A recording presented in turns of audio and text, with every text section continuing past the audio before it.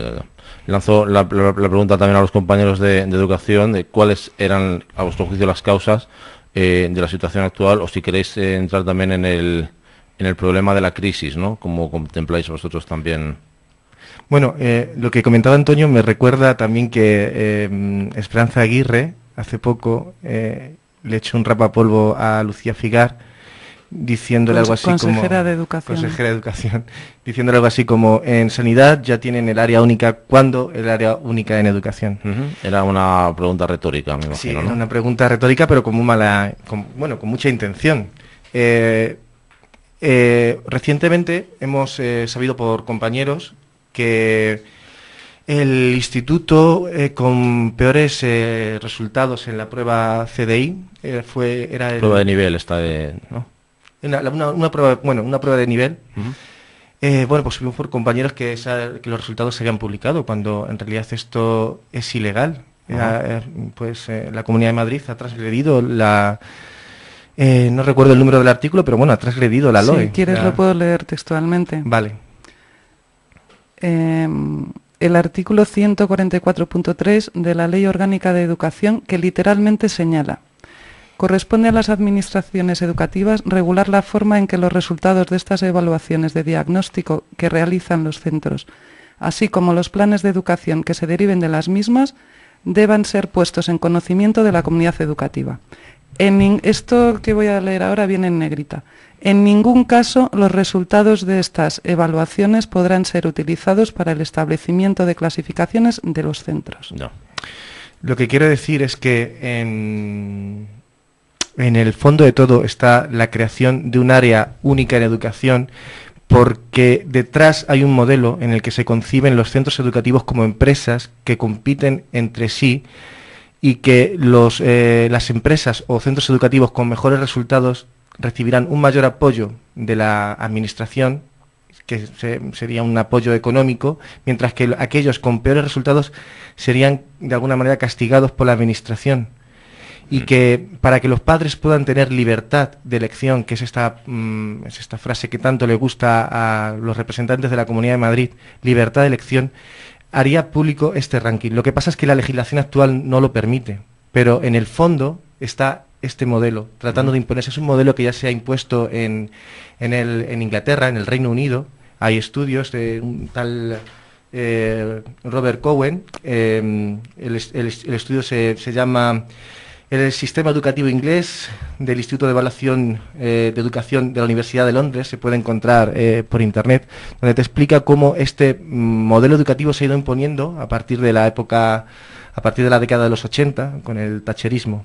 Bueno, pues lo que produce es que hay centros que a medida que van consiguiendo malos resultados van perdiendo apoyo de la administración, y resulta que estos centros están situados en las zonas más deprimidas socioeconómicamente. Se trata de el dinero público que sirva para apoyar a las clases más pudientes. Es una idea perversa, pero es así. Os preguntaba un poco cómo contemplabais vosotros todo el asunto de la crisis, ¿no? La crisis es la palabra más mencionada de los últimos 5 años, ¿no? ¿Cómo lo veis vosotros esto? Porque claro, parece que la crisis sirve un poco de excusa o de tapadera para todo, ¿no? Efectivamente. Yo de hecho procuro no utilizar mucho esa palabra en mi vocabulario, a no ser en la acepción de cambio, porque crisis también significa cambio. Toda esta crisis económica, macroeconómica, bancos, inmobiliarias, etcétera, se suponía que cuando se le iba a inyectar el dinero a todas estas empresas y a estos bancos, de paso iba a cambiar el modelo social, hablando, insisto, de cambio, y que, bueno, se iba a buscar otros modelos para mejorar la sociedad. Bueno, pues estamos viendo que efectivamente se están haciendo cambios, pero justamente a la inversa de lo que la sociedad nos esperábamos. De hecho, hay también muchos estudios y, en fin, en las lecturas que me he estado haciendo últimamente sobre el tema, lo que se está viendo es que el neoliberalismo y el capitalismo salvaje que impera prácticamente pues en todo Occidente lo que ha hecho ha sido orquestar muy bien y preparar muy bien, digamos, este momento. Como ocurrió, por ejemplo, en Estados Unidos con el Katrina. Ya tenían preparado mucho antes de que ocurriera la catástrofe todo el plan para tirar todas las casas que había de los barrios pobres, etcétera. Entonces, lo tenían todo muy bien preparado. Llegó el Katrina y ¡pum!, cortan con aquello. Bueno, pues algo así es lo que está ocurriendo aquí. Y bueno, y en todo el mundo realmente. Entonces, a mí, que pues como decía antes, lo de no hay dinero, lo hay, pero mal gestionado.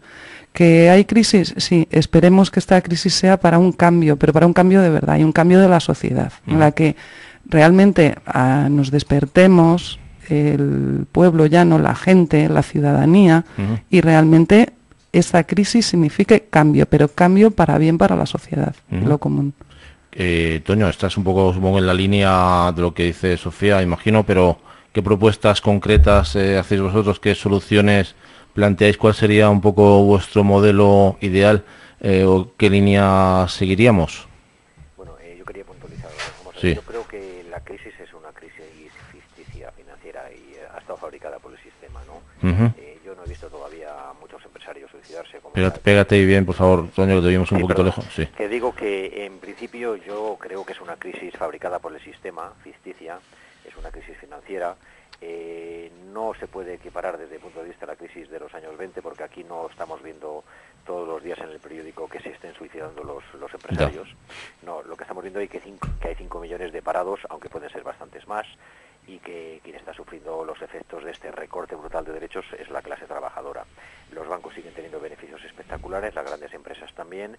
Entonces, bueno, no parece que sea una crisis. Puedo hablar de una crisis del modelo energético, del modelo de consumo, pero eso es otra cosa, que nos va a llegar también pronto. En cuanto a medidas de solución, vamos a ver, nosotros no tenemos la varita mágica. Lo que sí sabemos es que los derechos que tenemos hay que mantenerlos, porque hay una cosa muy clara, que es que los principales indicadores sociales, tanto de fracaso escolar, de mortalidad, de morbilidad, de embarazos adolescentes, etcétera, tienen que ver con la desigualdad social interna de un país, ¿no? Entonces, bueno, la educación y la sanidad son dos puntos que pueden ayudar a que las desigualdades internas sociales de un país se equilibren un poco. Entonces, estamos en un contexto de pérdida de derechos y de ataque brutal, con 5 millones de parados, y de incremento de la desigualdad. Cualquiera puede ver en diversos estudios donde se demuestra que en periodos de crisis y retroceso de la clase trabajadora, las desigualdades sociales internas de un país se incrementan. Y a esto le unimos que los sistemas de protección social, educación, sanidad, etcétera, se desmontan, se desmantelan, se privatizan, los indicadores más importantes van a tener efectos, van a ser muy claros en pocos años. Pongo el ejemplo de lo que ha pasado en los países de la órbita de la antigua Unión Soviética, tras el periodo de privatizaciones salvaje que tuvo lugar en los años 90. Los países que tuvieron privatizaciones salvajes, Rusia, Ucrania, etcétera, tuvieron un incremento importantísimo de la tasa de mortalidad general y de las tasas de mortalidad infantil. Otros países como Bielorrusia, que no aceptaron, y no estoy haciendo aquí ninguna promoción de Bielorrusia, pero es un ejemplo muy reciente del JAMA, de una revista médica. En los países que no aceptaron las recetas del Fondo Monetario Internacional mantuvieron las tasas de mortalidad general, de mortalidad por tuberculosis o mortalidad infantil en unos límites razonables, similares a los anteriores. Y en las otras se incrementaron de una forma espectacular en el periodo de las privatizaciones. Curiosamente. O sea, una relación entre eso y eso. ¿Qué es lo que ocurrió? Pues que las desigualdades internas del país se incrementaron de forma brutal. Si a eso le unes que todo el sistema sanitario, por ejemplo, en el caso de Rusia, se desmontó, todos los complejos metalúrgicos llevaban aparejados hospitales para sus trabajadores y centros de salud, todo eso se cerró y se privatizó. O sea, si le unes al desmantelamiento social el cierre de los centros sanitarios, pues ya es el cóctel, y educativo supongo, es el cóctel que es lo que ha provocado. Ha provocado que, por ejemplo, sitios como Rusia, según la OMS, la esperanza de vida ha descendido en 11 años. Desde el año 90 acá, o sea, son 11 años de pérdida de años que la gente podía vivir con buena salud. Entonces, bueno, recetas, yo creo que la receta ahora mismo es luchar para mantener lo que tenemos y si es posible mantenerlo con movilización. Lo que habrá que exigir es que queremos participar en la gestión de lo que es nuestro, porque tanto la sanidad como la educación es nuestra, de los que la pagamos, o sea, no la paga nadie más que nosotros, ¿no? Sofía, Antonio, un poco la misma cosa, ¿no? ¿Qué propuestas haríais? ¿Qué modelo propondríais? O dicho de otra forma, también podemos decirlo, ¿qué deberes, ya que estamos hablando de educación, ¿no? Les ponemos a los gobernantes? Por una parte, quiero retomar el tema de la crisis, también incidir en que es para la educación por lo menos es una crisis ficticia, porque los recortes en educación se vienen produciendo poco a poco desde el año 2000, más o menos, cuando la Comunidad de Madrid tomó las riendas de la educación, cuando se traspasaron las competencias. Se han aprovechado la crisis para acelerar Exactamente, para acelerar. Yo creo que la causa no es la crisis económica, sino el conflicto ideológico. El ataque hacia la educación pública tiene un fondo ideológico. Si este curso, tras los recortes que se aprobaron en verano, ha descendido la plantilla de profesores en la Comunidad de Madrid en un 8%, que se dice rápido, 2.500, 3.000 profesores menos, más o menos, porque todavía no hay cifras concretas, porque no ha terminado el curso. Supone un 8% de la plantilla, ha aumentado la plantilla de profesores de religión en igualmente un 8%. Bueno, Si la educación pública va perdiendo peso económico dentro de los presupuestos de la Comunidad de Madrid, de la Consejería de Educación, la educación concertada aumenta su peso presupuestario a pasos acelerados. Desde 2006, cuando todavía no se hablaba de crisis económica, ha aumentado un 23%, como decía al principio de la entrevista. O sea, el fondo es una cuestión ideológica. Quiero también incidir en el tema de los valores que se transmiten en un modelo educativo concertado o privado y en uno público. Quiero recordar que los colegios concertados con dinero público, que funcionan en son privados, los concertados son privados, vamos a aclarar, sí, ¿no? Bueno, sí, perdón. Los concertados son centros privados con gestión 100% privada, como decía Lucía Figar, consejera de Educación, en la conferencia esta de Rimini con la congregación esta religiosa Comunión y Liberación, que son, sí, estos ultracatólicos. Decía que sí, que son centros 100% de gestión privada, pero que funcionan en un 60 o 70% con dinero público. Y las cuotas de los padres, como bien dicen los representantes de la escuela concertada, son imprescindibles para ellos para funcionar. Y esto lo dicen y aparecen en prensa reclamando que no se toque este tema, cuando por ley está prohibido que haya que los concertados funcionen con las cuotas de los padres, y sin embargo todo el mundo sabe que un concertado hay que pagarlo, y sin embargo se está transgrediendo la ley de forma deliberada. Y lo que quería decir es que los centros concertados que funcionan con dinero público y ya lo digamos los privados, seleccionan a sus alumnos y buscan la homogeneidad del alumnado y buscan no sé, como la imagen, porque son empresas y viven de eso. Y hay que saber que los colegios concertados tienen accionistas, son empresas reales, ¿vale?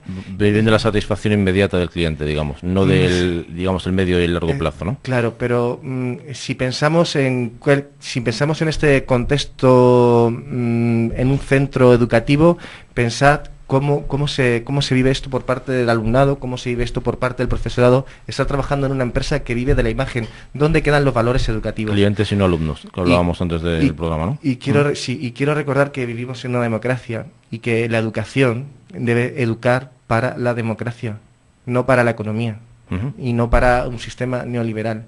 Y es la batalla de los valores donde se está jugando el futuro.